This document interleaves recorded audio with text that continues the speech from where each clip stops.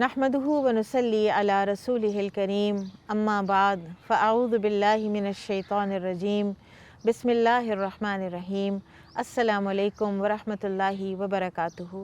नाज़रीन, मैं उम्मे Usama programme women in Quran timeless stories के साथ आपकी खिदमत में हाज़िर हूँ। मेरे साथ मेरी अज़ीज़ साथी सादिया फ़रहान हैं, जो कि दर्स व तदरीस में बहुत पेश रहती हैं। ज़िंदगी का एक मेजर हिस्सा इन्होंने कुरान की तालीम हासिल करने और फैलाने में वक्फ़ कर रखा है। मेरे साथ हैं आलिया भट्ट, जो कि MSc साइकोलॉजी हैं और इंसानी रवैयों पर बहुत गहरी नज़र भी रखती हैं, और हम इनके मुताले से और रिसर्च से हमेशा फ़ायदा उठाते हैं। मेरे साथ हैं अमरीन फैसल, जो कि एक बहुत डेडिकेटेड फोकस्ड मदर भी हैं, डेडिकेटेड फोकस्ड एक ब्रांच इंचार्ज भी हैं एक दीनी इदारे की। मेरे साथ राबिया कलीम हैं, ये भी एक दीनी इदारे की ब्रांच की इंचार्ज होने के साथ साथ इंसानी रवैयों पर बड़ा गहरा एक मुतालिया रखती हैं, और इनकी भी ऑब्ज़र्वेशन से, माशरे के रवैयों की ऑब्ज़र्वेशन से हम हमेशा फ़ायदा उठाते हैं। नाज़रीन, अल्लाह सुब्हानहु व तआला कुरान हकीम में फ़रमाते हैं, या अय्युहन नबिय्यु कुल लिअज़वाजिका व बनातिका व निसाइल मुअमिनीना युदनीना अलैहिन्ना मिन जलाबीबिहिन। नाज़रीन, ये आयत अपनी बहुत सी और फ़ायदों के साथ हमारे सामने है, लेकिन यहाँ पर हमने आयत का ये हिस्सा इसलिए तिलावत किया है कि इसमें रसूलुल्लाह सल्लल्लाहु अलैहि वसल्लम की बेटियों का ज़िक्र खैर आया है। नाज़रीन, आप सल्लल्लाहु अलैहि वसल्लम को अल्लाह सुब्हानहु व तआला ने 4 बेटियाँ अता फ़रमाई, और बाज़ उलमा लिखते हैं कि अल्लाह ताला बेटियों वालों को पसंद करते हैं, इसीलिए अल्लाह सुब्हानहु व तआला ने लूत अलैहिस्सलाम को भी बेटियाँ अता फ़रमाई, शुएब अलैहिस्सलाम को बेटियाँ अता फ़रमाई, और रसूलुल्लाह सल्लल्लाहु अलैहि वसल्लम की भी जो औलाद ज़िंदा रही और जवानी तक पहुँची, वो भी आप सल्लल्लाहु अलैहि वसल्लम की बेटियाँ ही थीं। नाज़रीन, आज हम तज़किरा करेंगे सैयदा ज़ैनब बिन्त रसूलुल्लाह सल्लल्लाहु अलैहि वसल्लम का। रसूलुल्लाह सल्लल्लाहु अलैहि वसल्लम की 4 बेटियों में से सबसे बड़ी बेटी, आप सल्लल्लाहु अलैहि वसल्लम की उम्र मुबारक उस वक्त 30 साल थी जब इनकी विलादत हुई, और रसूलुल्लाह सल्लल्लाहु अलैहि वसल्लम ने इनकी शादी की इनके खाला के बेटे अबुल आस बिन रबी के साथ। आप सल्लल्लाहु अलैहि वसल्लम जब 40 साल के हुए और मनसब नबुव्वत पर फाइज़ हुए, तो सीरत की किताबों में ये 2 बेटियाँ, सबसे बड़ी बेटी ज़ैनब और सबसे छोटी बेटी फ़ातिमा रज़ियल्लाहु अन्हुमा, इन 2 का तज़किरा मिलता है कि वक्तन फ़वक्तन जब भी रसूलुल्लाह सल्लल्लाहु अलैहि वसल्लम पर कुरैश कोई तशद्दुद करते या आपको तंग करते, तो ये आया करती थीं और अपने वालिद का कोई मदद किया करती थीं, या उनको पानी पिलाना, या जैसे सैयदा फ़ातिमा के हालात में भी हम पढ़ेंगे। नाज़रीन, रसूलुल्लाह सल्लल्लाहु अलैहि वसल्लम के नबी बनने के बाद सिर्फ़ ये नहीं कि आप सल्लल्लाहु अलैहि वसल्लम पर ही प्रेशर डाले जा रहे थे, बल्कि सैयदा ज़ैनब रज़ियल्लाहु अन्हा के शौहर अबुल आस बिन रबी, जो अभी तक मुसलमान नहीं हुए थे, उन पर भी उनके ख़ानदान वाले प्रेशर डालने लगे कि तुम ज़ैनब को तलाक़ दे दो। और यहाँ तक कि इतनी ज़्यादा ऑफ़र्स ज़ैनब रज़ियल्लाहु तआला अन्हा के सब्स्टिट्यूट में उन्होंने की कि हम तुम्हारी शादी कुरैश की किसी भी लड़की से करवा देंगे। तो अबुल आस जो हैं, इन्होंने कहा कि मैं ज़ैनब से जुदाई इख्तियार नहीं करूँगा, और मुझे ज़ैनब के अलावा कुरैश की किसी और औरत से शादी नहीं करनी। तो रसूलुल्लाह सल्लल्लाहु अलैहि वसल्लम ने इस मौके पर भी इनकी तारीफ़ फरमाई थी अबुल आस की। आप ज़रा इसको कंपेयर कीजिए ना उसके साथ, अबू लहब और उसके दोनों बेटों के साथ, कि उन्होंने सैयदा रुक़ैया और सैयदा उम्मे कुलसूम रज़ियल्लाहु अन्हुमा को, घर बैठी हुई बेटियों को तलाक़ उन दोनों ने दी थी। तो अबुल आस ने तलाक़ देने से भी इनकार कर दिया। फिर हिजरत का वक्त आता है, और नबी सल्लल्लाहु अलैहि वसल्लम के साथ ये भी लिखा है बाज़ ने कि ये तैयार भी हुई, इनका इरादा भी बना, लेकिन आप सल्लल्लाहु अलैहि वसल्लम ने इनको मक्का में रुकने ही का कहा कि आप अपने शौहर ही के साथ रुकिए। और रसूलुल्लाह सल्लल्लाहु अलैहि वसल्लम भी हिजरत करके आ गए, दोनों बहनें दूसरी भी आ गईं, और एक बहन जो है वो ऑलरेडी हबशा में है। सब के सब इनसे जुदा हो गए, ये तन्हा मक्का में रह गई। और उस वक्त इनकी एक अमेजिंग है इनकी वो इस्तिकामत जिसके ऊपर ये रही हैं। दीन के ऊपर कायम रहना ऐसे मौक़ों पर इतना मुश्किल था, और कितना आसान था वापस अपने आबाई दीन पर चले जाना और अपने शौहर को खुश कर देना। तो बहरहाल अल्लाह सुब्हानहु व तआला ने इनको इस्तिकामत अता फ़रमाई। फिर ग़ज़वा बदर होता है। ग़ज़वा बदर में बहुत ही एक ہزیمت والی شکست ان کو کفار مکہ کو ہوتی ہے۔ اور غزوہ بدر میں 2 لوگ ایسے وہاں پہ موجود ہیں اب لشکر میں کفار کے کہ جو مجبوراً لائے گئے ہیں اور جنہوں نے مسلمانوں کو کوئی نقصان بھی نہیں پہنچایا، اور وہ تھے عباس بن عبد المطلب رضی اللہ عنہ اور ایک یہ ابو العاص بن ربیع۔ لیکن بہرحال یہ قیدی تو بنے، اور جب یہ قیدی بنے تو پھر کہتے ہیں کہ سیدہ زینب رضی اللہ عنہ پر یہاں پر مکہ میں بہت زیادہ ان کو باتیں سننے کو ملیں کہ ابو العاص جو ہیں ان کو چھڑوانے کے لیے فدیہ دو۔ تو انہوں نے پھر وہ قیمتی ہار جو سیدہ خدیجہ رضی اللہ عنہ نے ان کو ان کی شادی کے موقع پر تحفے میں دیا تھا وہ بھیجا رسول اللہ صلی اللہ علیہ وسلم کی خدمت میں کہ یہ ہار رکھ لیں اور میرے شوہر کو واپس بھیج دیں، فدیے کے طور پر، رینسم کے طور پر ہار رکھ لیں۔ نبی صلی اللہ علیہ وسلم نے جب ہار دیکھا تو آپ صلی اللہ علیہ وسلم بہت غمگین ہو گئے اور آپ صلی اللہ علیہ وسلم رو بھی پڑے، اور آپ نے صحابہ کرام سے کہا کہ اگر تم چاہو تو ہار واپس کر دو اور اس کو بھی آزاد کر دو۔ تو صحابہ نے اگری کیا، وہ نبی صلی اللہ علیہ وسلم کی ہر خوشی کو اپنی ہر بات سے مقدم وہ رکھا کرتے تھے۔ تو یہ ہار جو ہے اور ابو العاص جو ہیں یہ دونوں واپس مکہ پہنچا دیے گئے۔ اب تقریباً 1 سال ان کو اکٹھا ملا ہے، اور داستان شروع کہاں سے ہوئی ہے؟ جب سے نبی صلی اللہ علیہ وسلم نبی بنے ہیں تو یہ ایک درد بھری، دکھ بھری داستان شروع ہوتی ہے کہ ایک ہنستا بستا کپل جو ہے وہ پہلے اپنے عزیز و اقارب کے پریشر کا شکار ہوتا ہے، پھر اس کے بعد وہ جدائی کا شکار ہوتا ہے۔ اب جدائی کی جو داستان ہے نا وہ صرف اتنی نہیں ہے کہ سیدہ زینب جو ہے وہ مکہ سے ہجرت کر کے مدینہ آ گئیں، بلکہ اس وقت وہ حاملہ بھی تھیں، اور ان کو جب نبی صلی اللہ علیہ وسلم نے ہار اور ابو العاص کو واپس بھیجا تھا تو ساتھ ان کو یہ فرمایا کہ تم زینب کو واپس میرے پاس بھیج دو، اور پھر ابو العاص نے یہ وعدہ پورا کیا اور یہ واپس گئے، اور انہوں نے مکہ سے زینب رضی اللہ عنہ کے واپس مدینہ بھیجنے کی تیاری شروع کروائی۔ تو وہاں پر ایک بڑے دلچسپ ایک بات ہوتی ہے کہ سیدہ زینب فرماتی ہیں کہ میں جن دنوں تیاری کر رہی تھی اپنے مدینہ جانے کی تو مجھے ہند بنت عتبہ نے کہا کہ سنا ہے کہ تم مدینہ جا رہی ہو، تو تمہیں اگر کوئی چیز چاہیے ہوئی تو مجھے بتانا، کیونکہ مردوں کو بعض اوقات عورتوں کی کچھ ضروریات کا پتہ نہیں ہوتا۔ تو سیدہ زینب فرماتی ہیں کہ ہند اپنی آفر میں بڑی سنسیئر تھی، لیکن میں نے اپنی بات جو ہے اس کو آؤٹ کرنا، اپنے راز کو آؤٹ کرنا میں نے مناسب نہیں سمجھا، اور میں نے خاموشی ہی رکھی اور ان کی کوئی مدد میں نے نہیں لی۔ پھر ان کے دیور، ان کے خالہ زاد بھائی بھی تھے کنانہ، وہ ان کو لے کر چلے، اور ذرا سا بھی باہر ہی نکلے تھے کہ حبار بن اسود اور 1-2 اور لوگ جو ہیں وہ آ گئے، اور انہوں نے کہا کہ ہم تو نہیں جانے دیں گے، اور بلا وجہ کا ایک یہ پریجڈس تھا۔ اور اس وقت پھر حبار بن اسود نے کوئی نیزہ یا کوئی تیر مارا جو سیدہ زینب کو لگا، یہ اونٹ پر سے گری بھی ہیں، ان کو زخم بھی آیا ہے۔ بہرحال پھر اس وقت ابو سفیان آئے اور انہوں نے آ کر تو کنانہ سے کہا کہ تم جانتے ہو کہ ابھی بدر میں کیا ہوا ہے ہمارے ساتھ، اور اس طرح تم دن دہاڑے محمد صلی اللہ علیہ وسلم کی بیٹی کو لے کر جاؤ گے تو ہم تو بہت بے عزتی محسوس کریں گے، تو تم معاملے کو رفع دفع ہونے دو، اور تم ذرا مدم ہو جائے گا معاملہ تو تم پھر اس کو رات کو کسی وقت لے کر نکل جانا۔ تو پھر یہ رات کو لے کر نکلے، اور نبی صلی اللہ علیہ وسلم کے پاس جب پہنچے تو آپ صلی اللہ علیہ وسلم کو سیدہ زینب نے اپنی ساری داستان سنائی، تو آپ صلی اللہ علیہ وسلم نے فرمایا ہی خیر بناتی اصیبت فیہ، کہ یہ میری سب سے اچھی بیٹی ہے جو میری محبت میں ستائی گئی ہے، جس کو میری وجہ سے تکلیف پہنچائی گئی ہے۔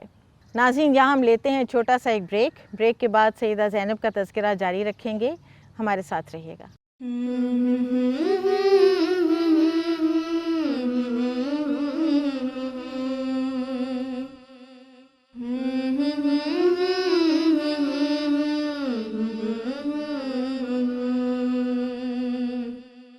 ویلکم بیک ناظرین، ہم بریک پہ جانے سے پہلے سیدہ زینب رضی اللہ عنہا کا ایمان افروز تذکرہ پڑھ رہے تھے کہ جب وہ مدینہ تشریف لے آتی ہیں تو پھر یہ سن 2 ہجری ہے۔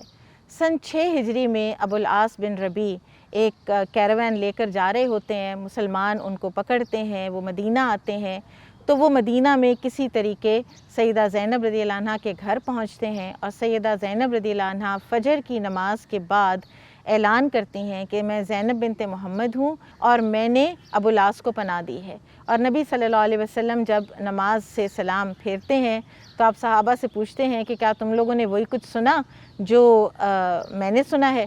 تو صحابہ نے کہا کہ جی یا رسول اللہ صلی اللہ علیہ وسلم۔ تو آپ نے فرمایا کہ میں نے اس سے پہلے اس بات کا مجھے کچھ پتہ نہیں ہے۔ پھر آپ صلی اللہ علیہ وسلم زینب رضی اللہ عنہ کے پاس تشریف لے جاتے ہیں اور آپ صلی اللہ علیہ وسلم ان سے کہتے ہیں کہ بیٹی اس کا خیال تم رکھ سکتی ہو، لیکن یاد رکھنا کہ تم اس کے لیے حلال نہیں ہو۔ پھر اس کے بعد ابو العاص کو مسلمان ان کی ہر چیز دے کر واپس بھیج دیتے ہیں مکہ۔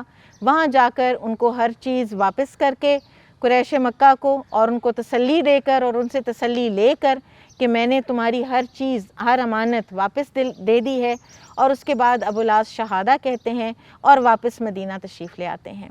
اور پھر نبی صلی اللہ علیہ وسلم ان کو پچھلے حق مہر اور پچھلے نکاح میں ہی سیدہ زینب کو ان کے نکاح میں واپس دے دیتے ہیں۔ اور پھر اس کے بعد سیدہ زینب رضی اللہ عنہ کچھ ہی عرصہ زندہ رہتی ہیں اور سن 8 ہجری میں ان کا اسی زخم سے جو حبار بن الاسود نے نیزہ مارا تھا، اسی زخم سے ان کا انتقال ہوتا ہے۔ سیدہ زینب کا جب انتقال ہوتا ہے تو اس وقت رسول اللہ صلی اللہ علیہ وسلم بہت غمگین ہوئے۔ اور پھر آپ دیکھیں کہ جو غسل میت ہے وہ کنہوں نے کرایا؟ 2 امہات المومنین، ام سلمہ رضی اللہ عنہ اور سودا رضی اللہ عنہ، اور آپ کے ساتھ پھر ام ایمن رضی اللہ عنہ اور انصار میں سے ام عطیہ رضی اللہ عنہ تھیں۔ اور آپ صلی اللہ علیہ وسلم باہر بیٹھ گئے اور آپ نے فرمایا کہ جب تم لوگ فارغ ہو لو تو مجھے بتانا۔ تو انہوں نے غسل کے بعد انہیں بتایا تو آپ صلی اللہ علیہ وسلم نے اپنا تہبند دیا اور فرمایا کہ اس کو کفن کے اندر ڈال دو۔ اور پھر انس بن مالک رضی اللہ عنہ فرماتے ہیں کہ آپ صلی اللہ علیہ وسلم بہت غمگین تھے، اور سیدہ زینب رضی اللہ عنہ کے انتقال پر جو خواتین ہیں مدینہ کی اور صحابیات، انہوں نے رونا شروع کیا اور چیخنے کی آوازیں آنے لگ گئیں۔ تو عمر رضی اللہ عنہ ان کو سختی سے منع کرنے لگے، تو آپ صلی اللہ علیہ وسلم نے روک دیا کہ یہ تو یعنی رونا جو ہے وہ جائز ہے، وہ درست ہے، اور دل کا غم بھی جائز اور درست ہے۔ یہ جو ہاتھوں سے اور زبان سے جو ایکشنز کیے جاتے ہیں تو وہ شیطان کی طرف سے ہیں۔ پھر اسی طرح سے ناظرین ہمیں پتہ چلتا ہے کہ علماء کرام کہتے ہیں کہ زینب رضی اللہ عنہ شہیدہ تھیں، ماتت شہیدہ، کیونکہ ان کا اس زخم سے ہی انتقال ہوا تھا کہ جو ان کو حبار بن اسود نے لگایا تھا۔ ان کی اولاد میں سیدہ امامہ رضی اللہ عنہ تھیں، جن کو کہ آپ صلی اللہ علیہ وسلم بہت زیادہ پیار کیا کرتے تھے، اور ایک ان کے بیٹے تھے۔ یہ وہ واقعہ جو ہے نا کہ نبی صلی اللہ علیہ وسلم کی ایک بیٹی کا ایک بچہ وفات پا رہا تھا اور آپ صلی اللہ علیہ وسلم کو انہوں نے بلا بھیجا اور آپ صلی اللہ علیہ وسلم تشریف لے گئے، پہلے صبر کی تلقین کر بھیجی اور پھر تشریف لے گئے، اور یہ انہی کے بیٹے تھے زینب رضی اللہ عنہ کے۔ اور جب وہ وفات پا گئے تو آپ صلی اللہ علیہ وسلم روئے، تو صحابی نے پوچھا کہ یا رسول اللہ صلی اللہ علیہ وسلم کہ آپ بھی روتے ہیں؟ تو آپ نے فرمایا کہ یہ تو اللہ تعالیٰ کی رحمت ہے کہ جو اللہ تعالیٰ نے ایک انسان کے دل میں ڈالی ہے۔ تو یہ ہے ایک بہت مختصر تذکرہ سیدہ زینب رضی اللہ تعالیٰ عنہ کا۔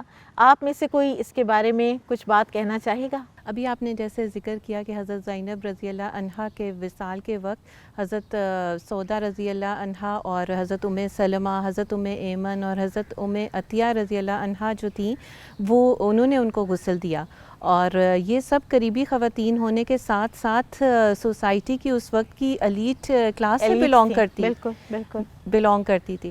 جبکہ آپ اگر ہمارے ہاں دیکھیں تو ہمارے معاشرے میں تو اب ایک پروفیشنل جو لوگ ہوتے ہیں ان سے خدمات لی جانے لگ گئی ہیں غسل میت کروانے کے لیے، اور ایک خاص طبقہ ہوتا ہے جو کہ صرف غسل میت کروائے گا، اور پھر میت جو ہے وہ ان کے رحم و کرم پر ہوتی ہے۔ میرا اسی طرح سے ایک دفعہ ایک گھر جانا ہوا جہاں پہ فوتگی ہو گئی تھی، اور جو والدہ تھی فوت ہوئی تھی تو ان کی جو بیٹی تھی اور نواسیاں تھیں ان کو معلوم ہی نہیں تھا کہ کیسے غسل کروانا ہے، اور انہوں نے اسی طرح سے ایک پروفیشنل خاتون کو بلایا ہوا تھا اور وہ بالکل غیر مسنون طریقہ ان کو بتا رہی تھی کہ اس طرح سے ہم جو ہے وہ غسل کروائیں گے۔ تو جبکہ ہمارے دین میں تو ہمیں بتایا جاتا ہے کہ ہر مسلمان عورت اور مرد کو غسل میت مسنون طریقہ آنا چاہیے، بالکل آنا چاہیے، اور یہ ایک میت کا حق ہے کہ اس کے پیارے جو ہیں رشتہ دار جو ہیں اس کو پیار محبت خیال سے جس طرح سے غسل دے سکتے ہیں اور کوئی نہیں دے سکتا ہے۔ تو اس لیے ہمیں سب کو یہ معلوم ہونا چاہیے اچھے طریقے سے۔ میں اسی طرح سے ایک دینی ادارے کو جانتی ہوں جن کی جو سوشل ویلفیئر کی ٹیم ہے وہ مختلف جگہوں پر جا جا کر خواتین کو ان کی ٹریننگز دیتی ہیں کہ کس طرح سے غسل میت جو ہے وہ کروایا جائے، اور خواتین وہ بہت بھرپور طریقے سے اس میں حصہ بھی لیتی ہیں اور فائدہ بھی اٹھاتی ہیں. تو اس لیے ہم سب کو یہ بہت اچھے طریقے سے سیکھنا چاہیے تاکہ ہم جو میت کا حق ہے اس کو پورا کر سکیں. اور اسی طرح سے اس بارے میں ہمیں خوشخبریاں بھی بتائی گئی ہیں. نبی صلی اللہ علیہ وسلم نے فرمایا کہ جس نے میت کو غسل دیا اور اس کی پردہ پوشی کی تو اللہ سبحانہ و تعالیٰ اس کے گناہوں کی پردہ پوشی فرمائے گا. اور اسی طرح سے ہمیں ملتا ہے کہ جس نے کفن پہنایا تو اس کو جنت کے ریشم باریک لباس پہنایا جائے گا. تو ہم سب کو یہ عمل جو ہے وہ ضرور سیکھنا چاہیے. بالکل. اور ہمارے معاشرے میں بعض اوقات اس کو آر سمجھا جانے لگ جاتا ہے، اور لوگوں کے دلوں میں اس کا ایک خوف ہوتا ہے اور وہ خود کہتے ہیں کہ ہم نہیں یہ سیکھنا چاہتے ہیں. اور اسی طرح سے میری ایک اور بات ذہن میں آ رہی تھی جس سے آپ نے ذکر کیا کہ جب حضرت زینب کا وصال ہوا تو اس وقت جو خواتین تھی وہ بہت زیادہ رونے لگ گئی اور چیخنے لگ گئی، اور نبی صلی اللہ علیہ وسلم نے فوراً ان کو روکا اس چیز سے اور یہ بتایا کہ جو غم کا اظہار ہے وہ آنکھ اور دل سے تو ٹھیک ہے، اللہ کی طرف سے ہے، لیکن جو ہے وہ زبان اور ہاتھ سے اگر ہے تو وہ شیطان کی طرف سے ہے. آپ دیکھیں کہ کفر و شرک کے بعد جو سب سے بڑا گناہ ہے وہ بدعت ہے. اور اگر آپ ہمارے ہاں دین کے نام پہ جو رسم و رواج رائج ہیں ان کی فہرست کو جب دیکھیں تو اس میں سب سے زیادہ ہمیں جنازے کے مسائل ملتے ہیں. اور ان تمام بدعات میں ہمیں جو ایک بدعت ملتی ہے وہ یہ ہے کہ میت کے پاس نوحہ کرنا، بین کرنا، چیخنا چلانا. اور کتنی ایک سوچنے سمجھنے کی یہ چیز ہے کہ بدعت کے بارے میں ہمیں کتنی وعید آئی ہے کہ اس سے دور رہنا چاہیے. نبی صلی اللہ علیہ وسلم نے فرمایا کہ جو تم میں سے جو کوئی منہ پیٹے اور گریبان پھاڑے تو وہ ہم میں سے نہیں ہے.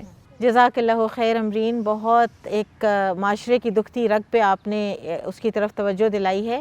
اور کوئی بات کرے گا آپ لوگوں میں سے؟ جی، میں اس میں دیکھ رہی تھی کہ اگر ہم حضرت زینب کا دیکھیں تو تنہا وہ مکہ میں رہی ہیں. ان کے والد ہجرت کر گئے، والدہ کا انتقال ہو چکا ہے، بہنیں سب جا چکی ہیں، اور شوہر جو ہے وہ اس نے اسلام قبول نہیں کیا اور وہاں پہ وہ رہ رہی ہیں اور ایڈجسٹ کر رہی ہیں. تو اس سے ہمیں بہت ساری سیکھنے کی بات ہے کیونکہ دیکھیے بہت ینگ تھی وہ اس وقت، اور وہ اس اتنی ارلی ایج کے اندر وہ وہاں پہ ایڈجسٹ کر رہی ہیں اور اپنے ایمان پر کمپرومائز نہیں کر رہی. اتنی ینگ ایج میں ان کو اس بات کی اویئرنیس ہے کہ ایمان جو ہے اور اس پہ استقامت جو ہے وہ کتنی امپورٹنٹ چیز ہے.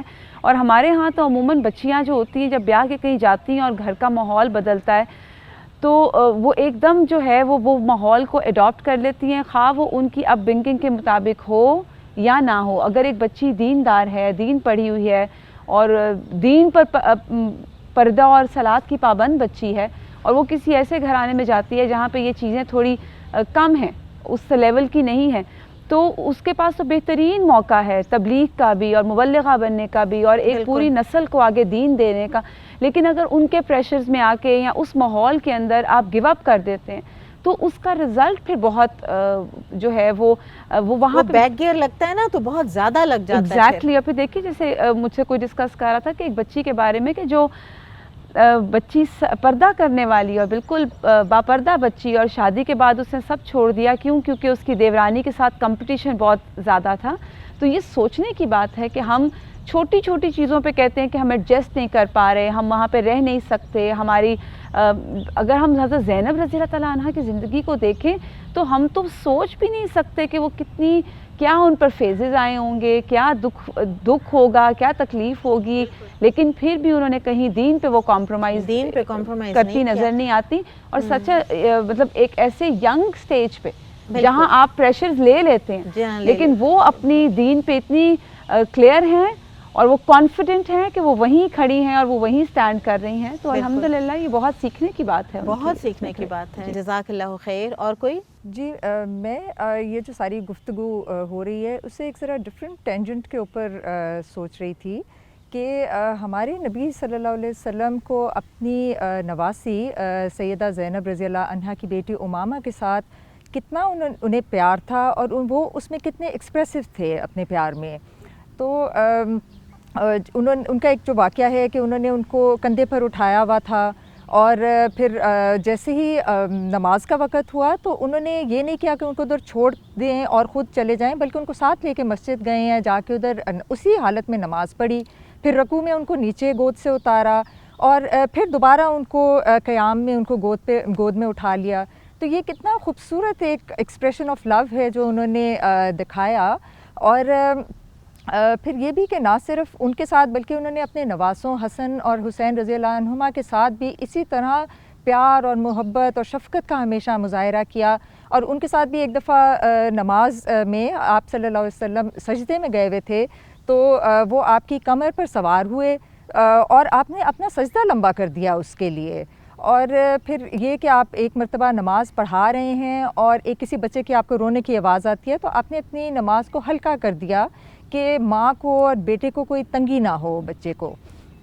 تو یہ سارے آپ کے اتنے خوبصورت آپ کے طریقہ، ایک تو آپ کا ایکسپریشن دکھاتا ہے کہ آپ کو شفقت کتنی بچوں سے، اور دوسرا یہ بھی کہ آپ نے کتنی خوبصورت طریقے سے ان کی تربیت کی کہ آپ نے انکانشیسلی بچوں کو نماز کی ایک ٹریننگ دے دی بچپن سے ہی. تو ہم اپنے معاشرے میں شروع ہی سے دیکھتے ہیں کہ جو مرد حضرات ہیں وہ اپنے بچوں کے ساتھ اسپیشلی بیٹیوں کے ساتھ پبلکلی افیکشن شو کرنے میں تھوڑا سا آر محسوس کرتے ہیں، جبکہ ہمارے نبی صلی اللہ علیہ وسلم نے تو لڑکے اور لڑکیوں میں کوئی فرق نہیں کیا. اور آپ صلی اللہ علیہ وسلم نے فرمایا کہ اللہ سے ڈرو اور اپنے بچوں سے برابری سے پیش آؤ. اور آپ نے یہ بھی فرمایا کہ جس شخص کی ایک بیٹی ہو اور وہ اس کو کوئی ایذا نہ پہنچائے اور اس کے ساتھ کوئی برائی نہ کرے اور دوسروں یعنی لڑکوں کو اس کے اوپر ترجیح نہ دے تو اللہ تعالیٰ اس کو جنت میں جگہ دیں گے. تو ہم یہی دیکھتے ہیں کہ سائیکولوجیکلی بھی ہم دیکھتے ہیں کہ یہ جو شفقت کا جو ایکسپریشن ہے یہ کتنا امپورٹنٹ ہے بچوں کے لیے، اور اس سے ایک ان میں بڑا پازیٹیو ایفیکٹ بھی آتا ہے. اور پھر یہ کہ ان میں کانفیڈنس آتا ہے بچوں میں اور سیکیورٹی کا انہیں احساس ہوتا ہے. اور یہ نہ صرف چھوٹے بچوں بلکہ ٹین ایجرز کے لیے بھی یہ بہت ضروری ہے، بیکاز ان کی بڑی امپریشنیبل ایج ہوتی ہے اور وہ اس وقت ان کی پرسنالٹی بلڈنگ کے لیے یہ بہت ضروری ہے. اور پھر اس کا پوری سوسائٹی کے اوپر بھی بڑا پازیٹیو ایفیکٹ ہوتا ہے.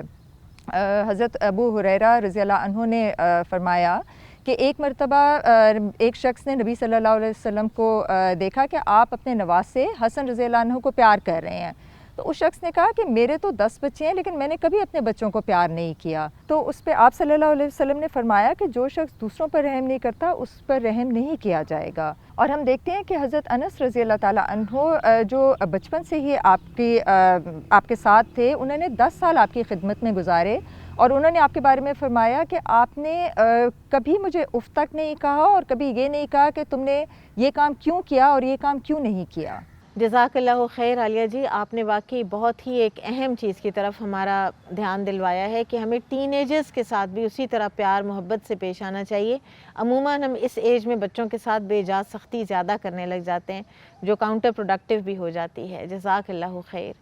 اور کوئی؟ آپا اس سارے واقعے میں وہ جو حبار بن اسود تھا جس نے حضرت زینب رضی اللہ تعالیٰ عنہا پہ نیزے سے حملہ کیا تھا، تو اس کو رسول صلی اللہ علیہ وآلہ وسلم معاف فرما دیتے ہیں. تو اسلام کی سربلندی میں یہ معافی کا جو ایکسپریشن ہے کتنا خوبصورت ہے. تھرو آؤٹ اللہ تعالیٰ بھی معاف فرماتے ہیں کہ جب اللہ تعالیٰ کہتے ہیں، خود اللہ تعالیٰ کہتے ہیں کہ کون ہے جو مجھ سے معافی مانگے، ایون بنی آدم اگر میرے پاس گناہوں سے بھری ہوئی زمین لے آئے تو میں اس کو معاف فرما دوں گا. اور پھر اس کے بعد جب ماضی میں اگر ہم دیکھتے ہیں تو وہ 100 انسانوں کا جو قاتل تھا، کس طرح اس نے معافی مانگی اور کس طرح اللہ تعالیٰ نے اسے معاف فرما دیا.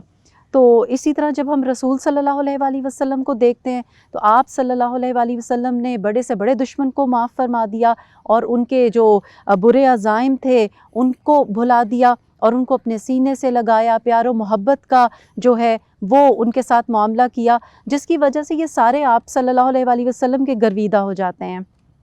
جیسے وہ جو عورت آپ صلی اللہ علیہ وآلہ وسلم کی راہ میں کانٹے بچھاتی تھی، طائف کا واقعہ ہم سب کو پتہ ہے کہ کس طرح وہ پہاڑوں کا فرشتہ آ گیا تھا اور اس نے کہا آپ صلی اللہ علیہ وآلہ وسلم مجھے حکم دیں تو میں اس وادی کو 2 پہاڑوں کے درمیان میں مسل دوں. اور پھر اس کے بعد آپ صلی اللہ علیہ وآلہ وسلم کی جب وہ واقعہ ہے کہ جس پہ چادر تھی آپ صلی اللہ علیہ وآلہ وسلم کی گردن میں اور ایک شخص نے آ کے اس کو کھینچا اور تلوار آپ پہ تان لی، اس کو آپ نے معاف فرما دیا. اور پھر آپ دیکھیے کہ حضرت حمزہ رضی اللہ تعالیٰ عنہ کے قاتل کو कितना, और फिर ये हिबार बिन असवद को, तो आप सल्लल्लाहु अलैहि वसल्लम कितने फ़राख दिल थे। तो मैं सोची थी कि कितना आज के दौर में कौन इस तरह अपनी बेटी के जो कातिल है उसको माफ़ कर सकता है। सुभान अल्लाह। हज़रत आयशा रज़ी अल्लाह ताला अन्हा फरमाती हैं कि आप सल्लल्लाहु अलैहि वसल्लम ने कभी भी ज़ाती इंतकाम की बिना पे किसी को सज़ा नहीं दी थी। तो मैं सोची थी कि आज ये चीज़ कितना हमें हमारी सोसाइटी में लैग करती है कि दुख देना बड़ा आसान है, लेकिन किसी को माफ़ कर देना ये बहुत बड़ी नेकी है। अगर इंसान थोड़ी देर के लिए सोच लेना कि माफ़ करने से ख़ुद उसके अपने ही दिल को सुकून मिलेगा।